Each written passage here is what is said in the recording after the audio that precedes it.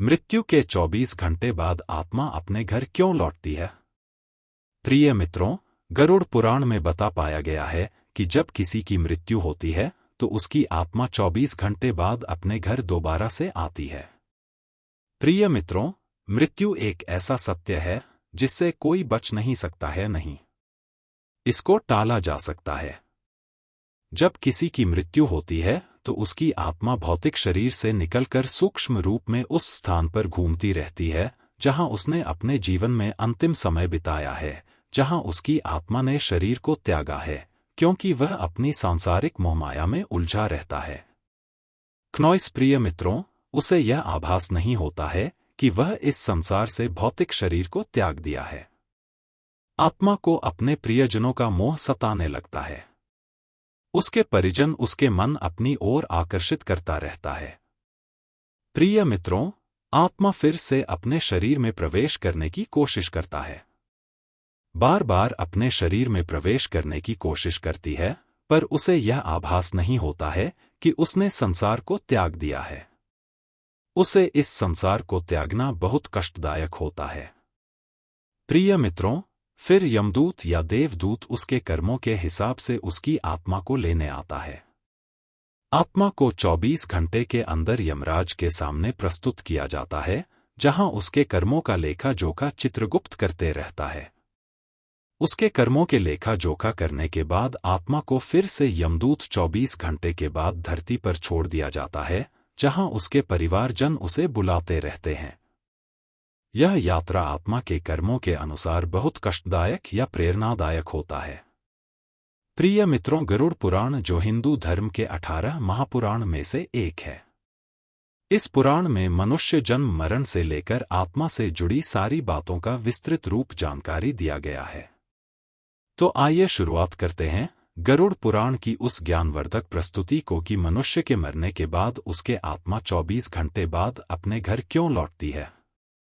राधे राधे प्रिय मित्रों, स्वागत है हमारे इस चैनल पवित्र मार्ग पर। दोस्तों, गरुड़ पुराण की इस ज्ञानवर्धक प्रस्तुति में आप खो जाए उससे पहले हम आपको बता दें कि इस वीडियो को आधा अधूरा देखने की गलती बिल्कुल भी नहीं करें, क्योंकि यह गरुड़ पुराण की रहस्यमय प्रस्तुति है। इसे सुनने के बाद आपके जीवन से जुड़े मृत्यु का डर, समस्त लोभ, क्रोध, मोह खत्म होगा। प्रिय मित्रों, गरुड़ पुराण में भगवान श्रीहरि ने बताए हैं कि किसी भी व्यक्ति को गरुड़ पुराण की बातों को आधा अधूरा नहीं सुनना चाहिए, क्योंकि आधा अधूरा ज्ञान हमेशा विष के समान होता है। इसीलिए प्रिय मित्रों, आपसे यही आग्रह है, आप इस वीडियो को बिना रुके अंत तक जरूर देखिए। साथ ही इस वीडियो को एक लाइक करके चैनल को अवश्य सब्सक्राइब कर लीजिए। और हाँ प्रिय मित्रों, कमेंट बॉक्स में जय श्री कृष्ण लिखकर ईश्वर को आप अपना आभार व्यक्त जरूर कर दीजिए। इससे आपके जीवन से जुड़ी समस्त दुखों का अंत होगा और जीवन खुशहाल रहेगा। आइए दोस्तों जानते हैं। दोस्तों, गरुड़ पुराण में बताया गया है कि जब किसी की मृत्यु होती है तो उसके भौतिक शरीर से सूक्ष्म आत्मा निकलने के बाद 24 घंटे के अंदर फिर से वह अपने घर परिजनों के पास दोबारा से आती है, क्योंकि उस सूक्ष्म आत्मा को अपने परिवार और सांसारिक मोह के बंधन में उलझी रहती है। वह आत्मा अपने परिवार के 710 दिनों तक साथ ही भटकते रहती है। प्रिय मित्रों, उस आत्मा को त्रिपति तभी प्रदान होती है जब परिवारजन उसका कर्मकांड करते हैं। तब वह इस संसार को छोड़कर अपने नए यात्रा के लिए प्रस्थान करता है। प्रिय मित्रों, गरुड़ पुराण हिंदू धर्म का एक ऐसा ग्रंथ है जो हमें जन्म मरण से लेकर मनुष्य अपने वर्तमान जीवन कैसे जिए ये सभी चीजों के बारे में सिखाते हैं। आइए प्रिय मित्रों, आज हम एक कथा के माध्यम से जानते हैं कि मृत्यु के 24 घंटे बाद आत्मा अपने घर क्यों लौटती है। इसके पीछे क्या आध्यात्मिक रहस्य छुपा हुआ है जो गरुड़ पुराण स्कंद पुराण के द्वारा बताया गया है, जो जगत के रचयिता ब्रह्मा जी ने स्वयं मुनि नारद को बतलाया था। आज हम उन्हीं भावनात्मक कथा जाएंगे। प्रिय मित्रों, एक समय की बात है, ब्रह्मलोक में सृष्टि की रचना करने वाले ब्रह्मा जी अपने आसन पर ध्यान मग्न में बैठे हुए थे। तभी देव श्री नारद नारायण नारायण का जाप करते हुए वहां पहुंचे। उन्होंने आदरपूर्वक प्रणाम करके बोले, श्रेष्ठी की रचना करने वाले ब्रह्मदेव, मेरे मन में एक प्रश्न है जो मेरे मन को बहुत ही व्याकुल कर रहा है। क्या आप मेरे प्रश्न का जवाब देंगे? हे प्रभु, हर जीव मनुष्य का जीवन से मृत्यु, आत्मा रचना करना या आत्मा का पूर्ण जन्म करना, सब आपके ही हाथों में है।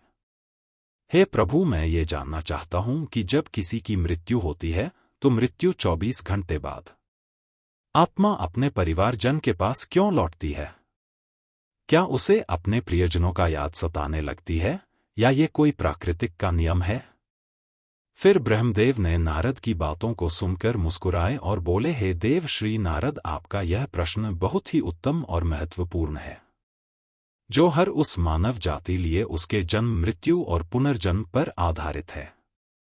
फिर ब्रह्मदेव बोले, हे नारद, मैं तुम्हें एक कथा सुनाता हूं जो ना तुम्हारे इस प्रश्न उत्तर देगी, बल्कि हर मनुष्य के लिए एक चेतावनी और प्रेरणा भी होगी, जो मनुष्य अपने मृत्यु की सत्यता को समझ नहीं पाता है। तुम इस कथा को पूरे ध्यानपूर्वक आखिर तक सुनो। ब्रह्मदेव बोले, हे नारद, यह गरुड़ पुराण की भावनात्मक कथा है, जो ये कथा को आधा अधूरा सुनने की गलती करता है। ये उसकी अज्ञानता है, क्योंकि आधा अधूरा ज्ञान हमेशा विष के समान होता है। जो इस कलयुग भरी संसार में जो मनुष्य इस कथा को पूरे ध्यानपूर्वक आखिरी तक सुन लेगा और समझ लेगा, उसका इस संसार से जीवन में भरी लोभ, क्रोध, मोह का अंत होगा। यह संसार केवल एक माया की जाल है।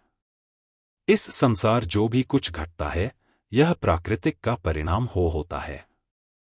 क्नॉइस फिर नारद बोले, हे प्रभु, मैं उस कथा को पूरे ध्यानपूर्वक आखिर तक सुनूंगा और समझूंगा। आप निश्चित होकर उस कथा को सुनाए। फिर ब्रह्मदेव उस कथा को सुनाते हैं। फिर ब्रह्मदेव बोले, हे नारद, प्राचीन काल में एक राजा रहता था जिसका नाम वीर सिंह था। बहुत ही न्यायप्रिय और वह अपने जनता के उत्तरदायित्व था। वह अपने राज्य का पालन धर्म के अनुसार करता था। वह हमेशा पुण्य कार्य में लिप्त रहता था, लेकिन एक दिन उसकी अचानक मृत्यु हो जाती है। राजा की मृत्यु से पूरे परिवार और राज्य की प्रजा यह सुनकर शोक में डूब गई। राजा की मृत्यु के तुरंत बाद उसकी आत्मा नश्वर शरीर को त्याग कर बाहर निकल जाती है। फिर ब्रह्मदेव बोले, हे नारद, जब किसी की मृत्यु होती है तो उसके आत्मा शरीर को त्याग देती है, परंतु वह अपने भौतिक संसार के बंधनों से मुक्त नहीं हो पाती। वह अपने संसार मोहमाया की जात में उलझा रहता है। वह सांसारिक मोह के कारण अपने घर, परिवार, प्रियजनों के आसपास ही घूमती रहती है। राजा वीर सिंह मृत्यु के बाद उसकी आत्मा शरीर को तो छोड़ देती है, परंतु वह घर में सूक्ष्म रूप में हर वह दृश्य को देखता रहता है जो उसके परिवारजन उसके लिए करते हैं। आत्मा अपने परिवार को रोता चिल्लाता देखकर उसे रोकने की भी कोशिश करती है, परंतु उसके बाद कोई सुन नहीं पाता है। राजा की आत्मा ने यह सोचा कि मेरे परिवार को यह क्यों नहीं समझ आ रहा है कि यह संसार अस्थायी है। यह संसार एक मोह माया खेल है। मुझे इससे मुक्त होना होगा। लेकिन राजा की आत्मा को परिवारजन उसको अपनी तरफ खींच रहा था। प्रिय मित्रों, फिर भगवान ब्रह्मा ने बोला, हे नारद, मृत्यु के 24 घंटे बाद आत्मा को अपने घर इसलिए लौटने पड़ता है क्योंकि वह अपने संसार परिवार मोह में उलझी रहती है। उसकी आत्मा को परिवार पुकारना रहता है, जिससे उसे मोक्ष प्राप्त करने में बाधा उत्पन्न होता है। वह अपने आप को रोक नहीं पाता है। जब राजा की आत्मा मृत्यु के 24 घंटे बाद अपने परिवार के पास आती है तो यह देखती है कि उसके परिवार उसकी पत्नी आंसू से भरी हुई है। उसे पत्नी बार बार कह रही है, हे राजन, आप हमें छोड़कर क्यों चले गए? हमारा क्या होगा? उसके पुत्र अपने माँ को कहता है, माँ, पिताजी क्यों नहीं बोल रहे हैं? ये क्यों नहीं उठ रहे हैं? पिताजी हमें छोड़कर क्यों चले गए? क्या कभी नहीं आएंगे? राजा की आत्मा ने यह देखकर अत्यंत अधिक भावुक हो जाते हैं। वह सोचते हैं कि काश हम इसे यह समझा पाते कि शरीर नश्वर है। ये संसार एक परिवर्तन का खेल है। ये आत्मा अमर है। ये एक शरीर को त्याग कर दूसरे शरीर में प्रवेश कर लेती है। प्रिय मित्र, फिर ब्रह्मा जी बोले, हे नारद, ये दृश्य आत्मा के लिए अत्यंत पीड़ादायक होता है। राजा की आत्मा ने यह सोचा कि क्या मैं इतना कमजोर था कि अपने परिवार को इस स्थिति में छोड़कर चला गया? क्या मेरे जाने से यह सब खत्म हो जाएगा? जब राजा की आत्मा मृत्यु के 24 घंटे बाद अपने घर में प्रवेश करता है तो वह अपने घर के हर एक जगह में घूमता है जहां उसने अपने बच्चों को खिलाता था, जहां उसके राज्य महल में राज सिंहासन पर बैठकर उसने प्रजा को न्याय करता था। वह फल जहां वह अपने रानी बच्चे के साथ हर सुख दुख बिताता था, उसे वह हर एक वस्तु अपनी तरफ खींच रहा था। राजा की आत्मा ने बार बार कोशिश कर रहा था कि वह रानी और अपने पुत्र को अपनी उपस्थिति का आभास करा सके।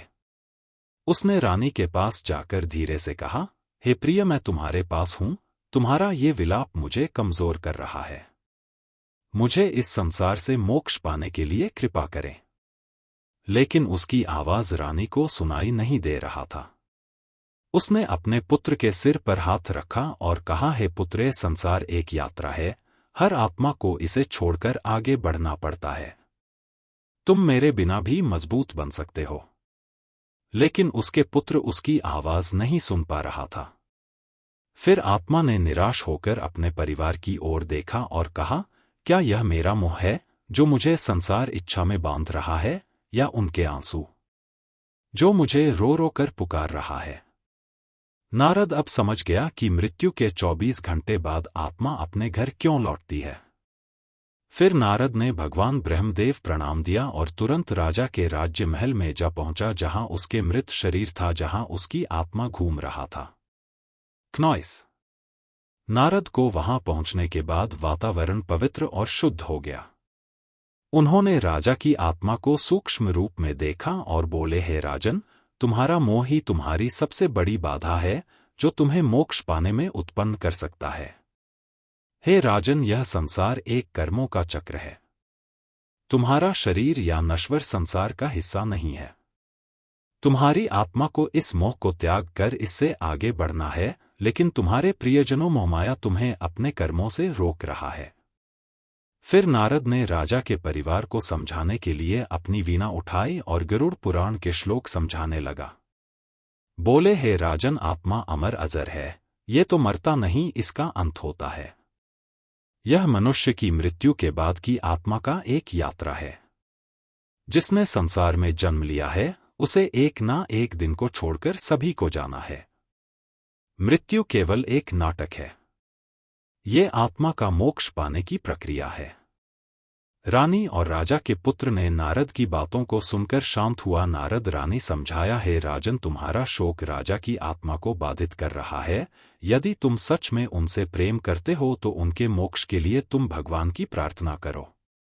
तुम्हारा यह मोह आत्मा को अपनी तरफ खींच रहा है, जहां उसे मोक्ष पाने से संकट का सामना करना पड़ सकता है। कि आत्मा ने नारद मुनि बातों को सुनकर कहा, हे राजन, मुझे अब समझ में आ गया है कि यह संसार एक परिवर्तन का खेल है।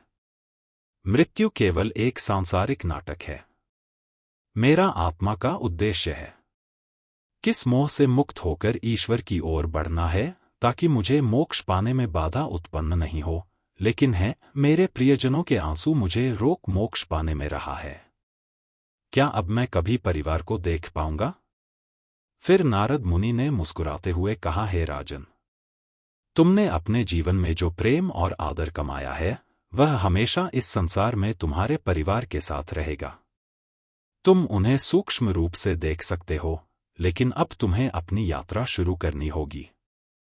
राजा की आत्मा ने अपने परिवार को अंतिम बार देखा। उसने रानी और पुत्र के सिर पर हाथ रखने की कोशिश की, पर वह नहीं हुआ। आत्मा ने कहा, हे प्रिय, तुम्हारे आंसू मुझे रोक रहे थे, लेकिन तुम्हारे मन की शांति मुझे इससे मुक्त कर दिया। मेरा प्रेम हमेशा तुम्हारे साथ रहेगा। अब तुम मुझे विदाई करो।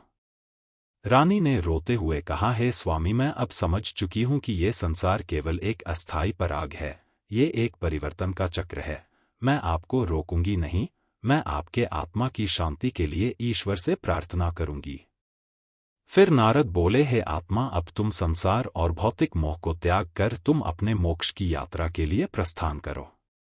यह शरीर संसार नश्वर अंग है। तुम अब अपने परिवार का मोह को त्याग करो। अब आत्मा नारद की बातों को सुनकर कहा है, मुझे आपके बातों का ज्ञान प्राप्त हुआ। अब हम यह संसार बंधन से मुक्त होकर अपने कामों का फल भोगने और मोक्ष प्राप्त करने के लिए आगे बढ़ूंगा। आप मुझे आशीर्वाद दो प्रिय मित्रों। अब नारद ने राजा के परिवार को समझाया कि हे राजन, आत्मा के मोक्ष पाने लिए तुम्हें उसका कर्मकांड करना होगा, उसका रवि करना होगा ताकि उससे मोक्ष प्राप्त हो सके, उसे इस संसार से मोक्ष की प्राप्ति हो सके।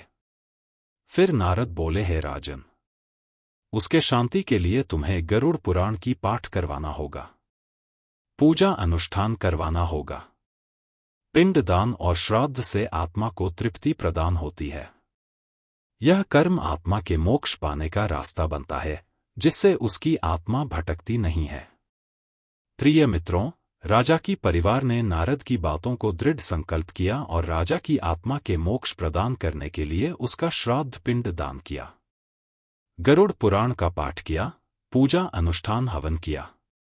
उसके बाद आत्मा घर को छोड़कर यमलोक की यात्रा की ओर प्रस्थान किया।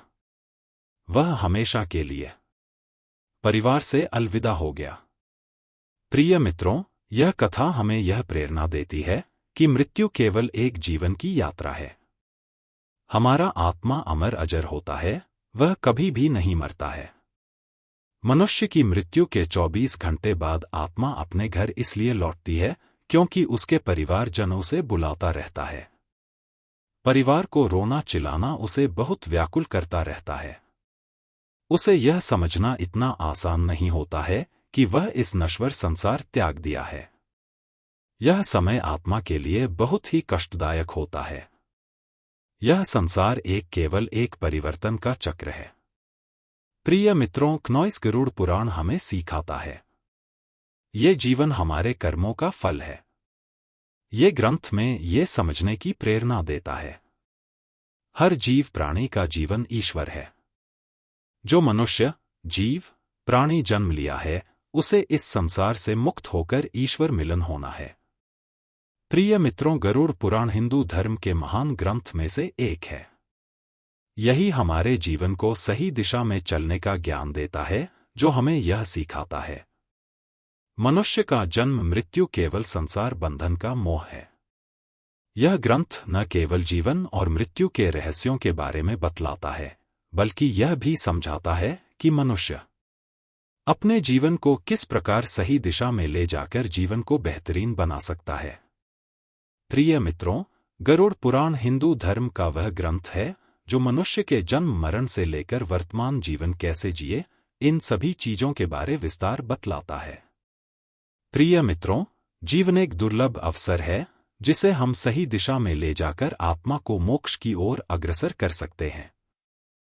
मनुष्य की मृत्यु के 24 घंटे बाद आत्मा अपने परिवार जन के इसीलिए आती है क्योंकि वह अपने परिवार के साथ कुछ दिन सूक्ष्म होकर रह सके। जब आत्मा का 13वीं संस्कार होता है तो वह इस संसार को मुक्त होकर वह अपनी अंतिम यात्रा पर प्रस्थान करता है। धन्यवाद प्रिय मित्रों, गरुड़ पुराण के द्वारा सभी बतलाए गए बातों को अवश्य ध्यान में रखें और सत्य की राह पर चले। यह संसार एक मोह माया की छाल है क्नॉइस। इससे जीवन में होने वाले मुक्ति में बाधा उत्पन्न होता है। आप अपने जीवन को सत्य धर्म की ओर अग्रसर करें, जिससे आने वाले जीवन अत्यंत सुखद और प्रेरणादायक हो। और प्रिय मित्रों, वीडियो अच्छा लगा तो इस वीडियो को लाइक करके कमेंट में जय श्री कृष्णा जरूर लिख दीजिए और हमारे इस चैनल को अवश्य सब्सक्राइब कर लीजिए ताकि हर एक नया वीडियो आप तक तुरंत पहुंचे।